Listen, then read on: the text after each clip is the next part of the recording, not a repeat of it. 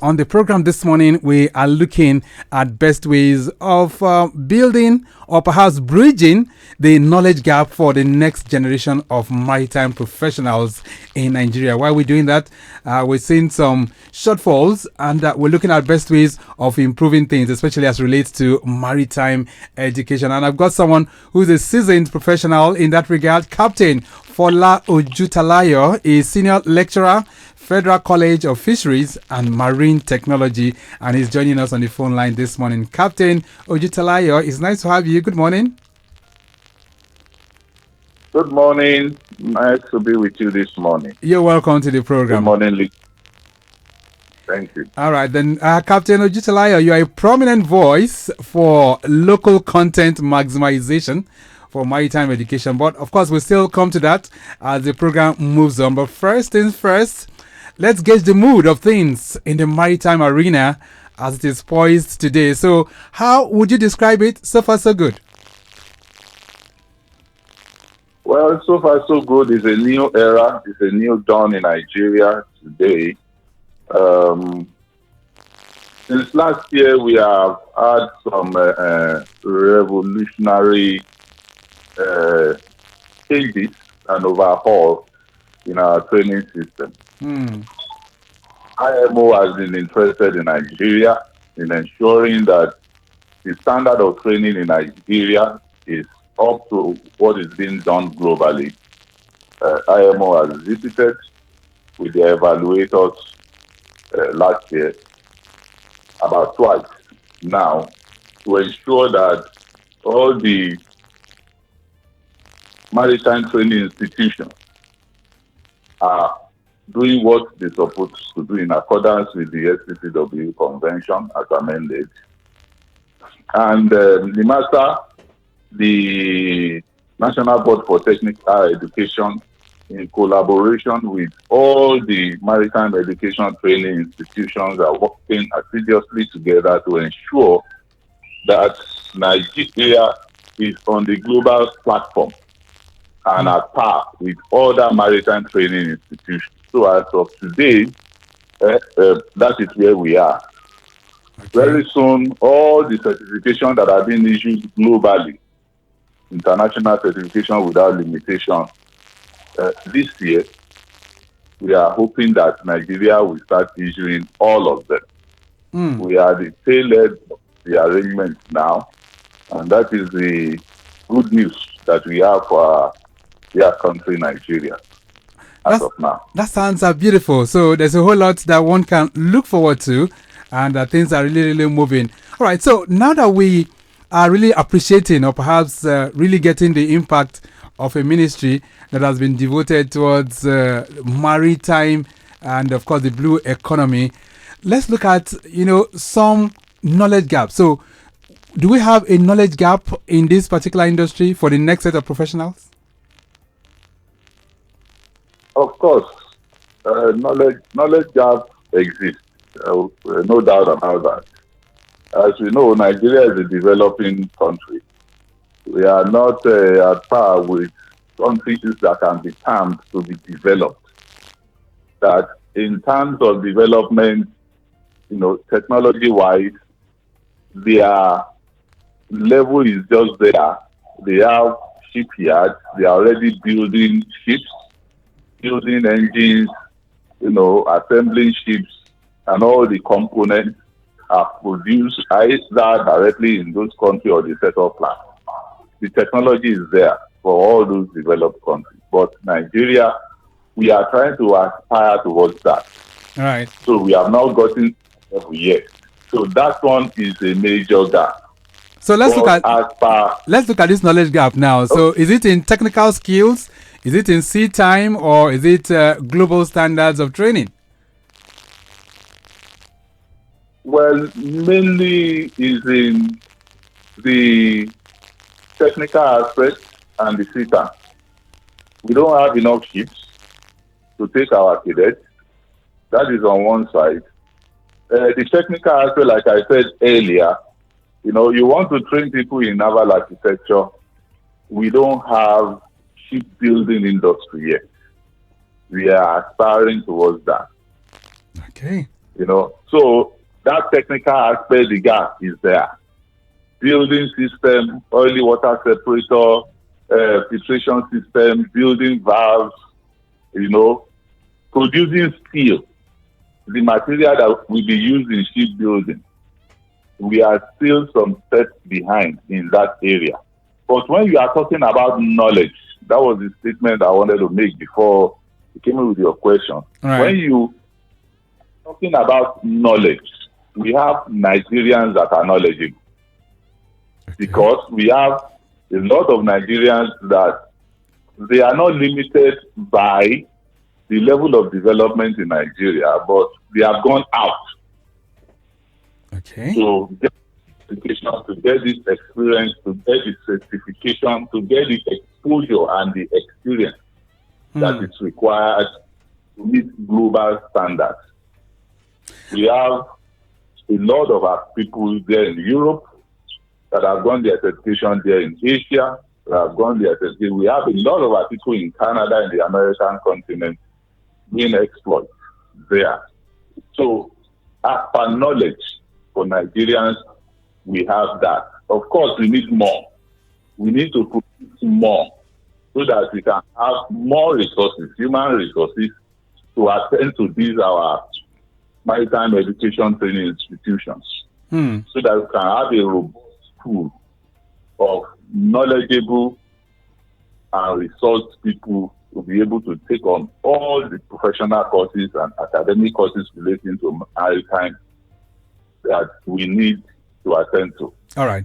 Let's talk about the institutions that we have at the moment. So, when you look at the population of those that are in this sector, in terms of maritime education, do we have enough institutions? Well, I will not say the institution is the issue per se. I will say it is the facility and the funding of the existing ones. As of today, Nigeria is through the matter, and the Ministry of Marine and Blue Economy, they are looking at, certifying 3 maritime education training institutions. Okay. And that from maritime training institution, now we have differences between the two. Maritime education training institutions are people that combine the academic training and the professional training, the competency-based training together and produce seafarers. Right. While maritime training are the ones that do competency or proficiency-based training that are short in nature, 2 weeks, 3 weeks, 1 week courses. Right. That are top gap. So for the maritime education training institutions, for now, according to the matter, they have approved 3 training institutions. Federal College of Fisheries and Marine Technology here in Lagos, Maritime Academy of Nigeria, Oron, and Chakin. Maritime Training Institute in Rivers State. But then, the 2 institutions, Federal College of Fisheries and Marine Technology and Maritime Academy, Oron, they are government-owned, while Chakin is private. Of course, we have other maritime training institutions, like I explained, that are scattered all over the place. So for this, funding is a major thing that is required to be able to bring this institution to the required level that it's supposed to be. So it's not about number of schools spread all over the nation. These are not conventional programs. Marine engineering, nautical science, shipbuilding, and naval architecture, they are not conventional programs. Right. They are specialized, and that's the reason why the federal government has established specialized training institutions for them. So these are highly technologically demanding training institutions that require a lot of funding to be able to get the apparatus, the equipment, the facilities All right. So for training. let's talk about that really, because I know that you are one of those voices that have always campaigned for the optimization of these institutes, and you're saying if NIMASA can deploy maybe a quarter of the funding that they use for the NSDP program, that's the Nigerian Seafarers Development Program, sending seafarers abroad. You are saying if you inject that to Nigerian institutions, that things will be better. Is that your thought process? Well, I've said that a couple of times. Yes, I will say yes. Money that is going abroad, if it can be used locally to enhance our institution, it will go a long way in helping. Okay, so as it is right now, let's begin to look at, because some people have said even people that train here, the graduates that are being produced from these institutes, some of them don't have the required, certification for them to go on those ocean-going vehicles, sailing ships, so to say. So, what is left? What is needed for us to be able to attain that point where those that are trained here can be, certified, can be taken across the world? I mean, let's look at the STCW, the Global Training Standard. Talk to me. That is the work that I said at my first shot that is ongoing. We cannot deny the fact that the certification being issued in Nigeria carries some limitations with it. Means that you cannot use them in all parts of the world. But from last year, like I said, work has been ongoing. IMO has visited. The curriculum for training our seafarers has been harmonized and brought up to standard.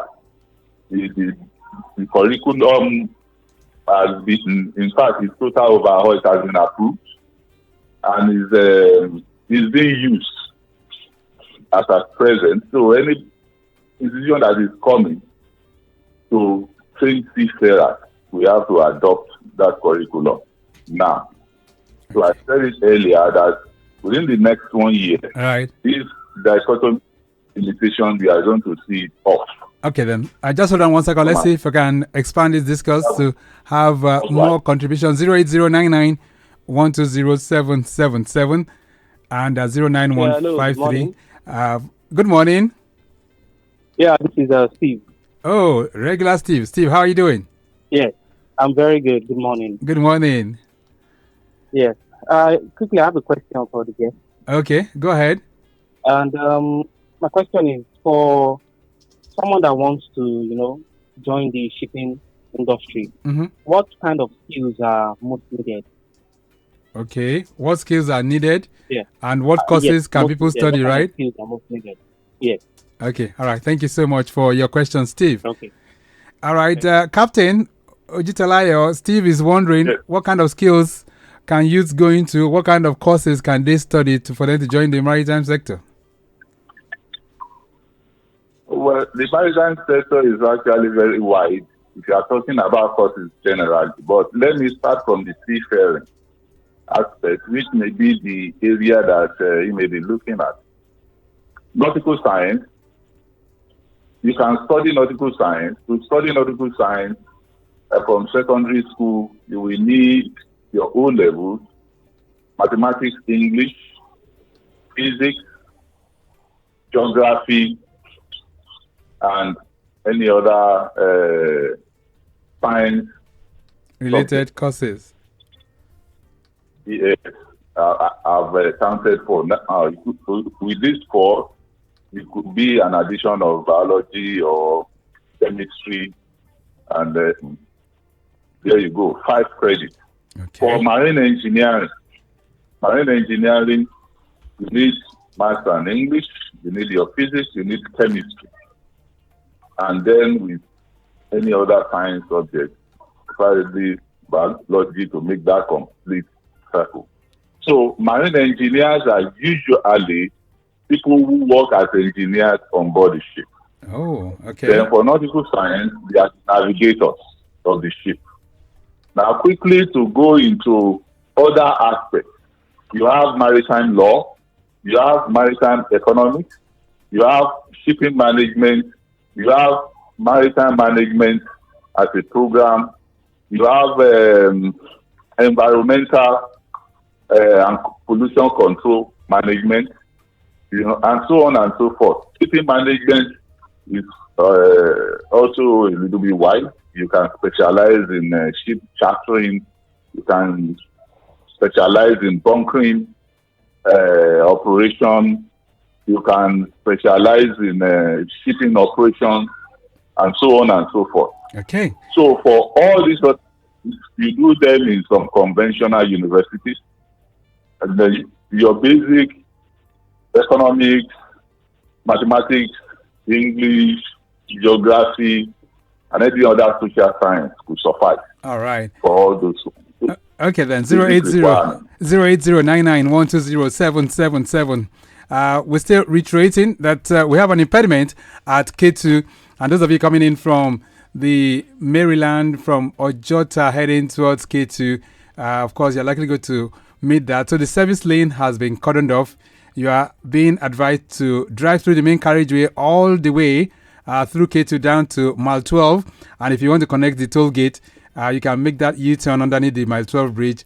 From there to connect Fruit Market and proceed on your journey towards the toll gate. Message here coming in says, "Good morning, Victor. Welcome back on air. Please ask Captain Ojutalayo if there is still job opportunities in shipping in Nigeria today. Thanks, Sheon Ibrahim." Let's see, we have a call.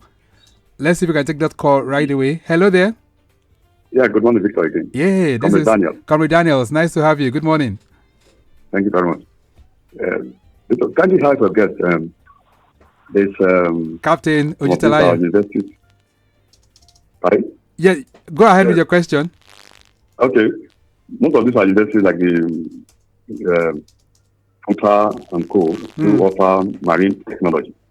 Okay. How these students also kind of are they incorporated into the professional aspects of the maritime business at the end of the courses? Okay, all right. Or would they have to go back to most of these universities like Oron, these institutions like Oron and that of Lagos? Lovely question. Thank you so much, Comrade Daniel. Yeah, thank you. Yeah. All right. So, Captain, so what Comrade Daniel is saying that for those that read any of those courses from the conventional universities, would they still have to go back to the specialized schools before they are integrated into the maritime profession?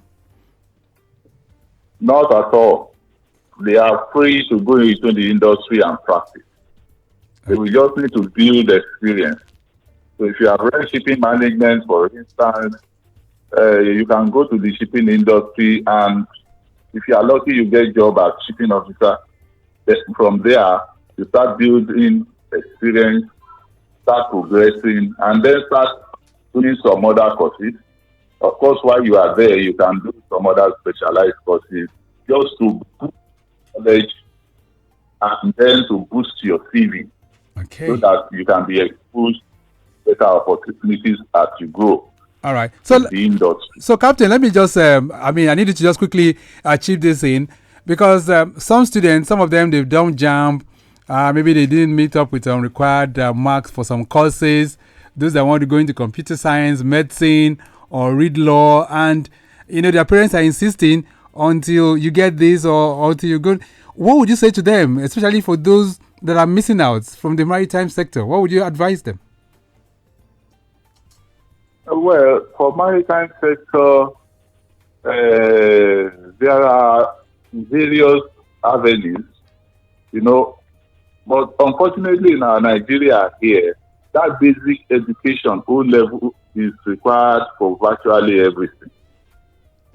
On the ship, for instance, we usually have the officers and we have the ratings, the other rank. Many years back, for the other rank, you don't need to go to a regular school or get all these, qualifications that we are talking about. But as technology is advancing globally, as information technology, AI, general advancement in science is being infused into shipping, it is imperative that the level of IQ that will be required for you to even come and work on board the ship as a rating is also elevated to an extent. All right. And like the level at which Nigeria is now, Nigeria is standardizing everything at present.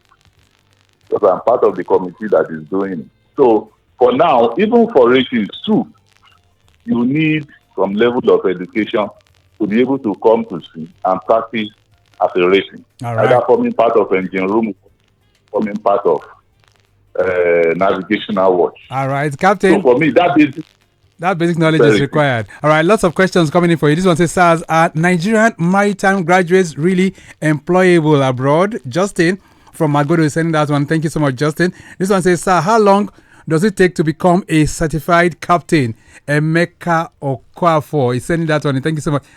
This one says, good morning, sirs. My name is Bidemi. Please, sir, are internships available for students in shipping companies, especially for fresh graduates? You didn't put your name, but thank you so much. Captain, I wish we can take all of this, but time not really our friend. What's your message as we depart the program this morning, and where's your school located? Yeah, the school is located in Victoria Island, Lagos. It's an icon school. That's the first Federal College of Physics and Marine Technology is the first maritime, specialized maritime training institution in Nigeria. Started in 1969. All right. And if I may just touch some of those things. In 30 seconds. 30 seconds. Seconds, yes. Internship, the shipping industry is like any other sector in Nigeria. You have to try and make, efforts to make inroads for yourself. As per the employability of Nigerian seafarers, the answer is yes. Okay. We have Nigerians working in India, Saudi Arabia, in the US, in Canada, in Europe, all over the world, and the schools here. All right. Many of them finish from college here, and many also finish from Maritime Academy or they are globally everywhere. All right. So we'll leave it at that. We'll leave it at that for now. Captain, it's nice having you connect with us on the program. Always a thing of joy anytime you link up with us. Thank you so much, sir.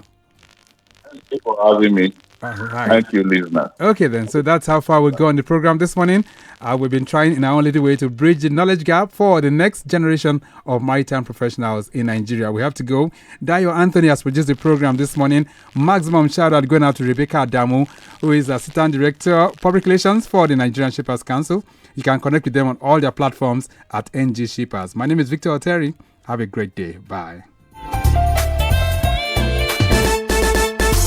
Nigerian Shippers Council, day to serve you.